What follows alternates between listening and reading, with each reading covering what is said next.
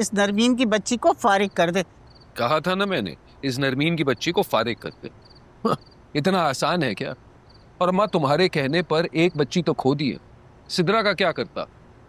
अरे तुझे पता नहीं है शायद कि तेरी बेटी ने मेरे लिए क्या कहा है। अगर वो मुझे कुछ समझती ना तो ऐसी बात कभी नहीं कहती। अरे मेरे लिए कह रही है कि इन्हें ओल्ड होम में जमा करा दें। इसी दिन के लिए पाला था ना मैंने तुझे।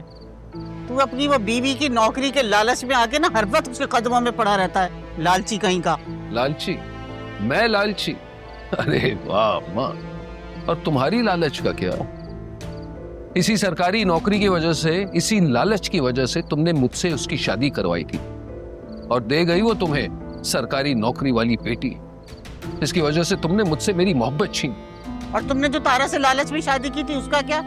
माँ तुम अच्छी तरह जानती हो, तारा से मैं मोहब्बत करता था। मोहब्बत करने के बाद मुझे पता चला कि वो अमीर खानदान से है।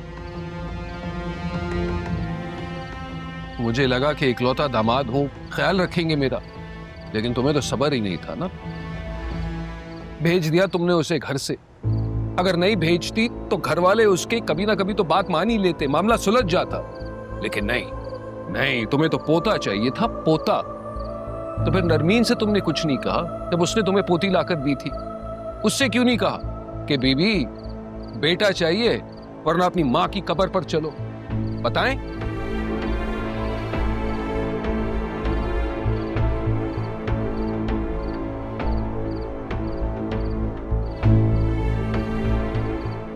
अरे यही तो गलती हो गई थी मुझसे कि मैंने उसे घर से निकाल दिया।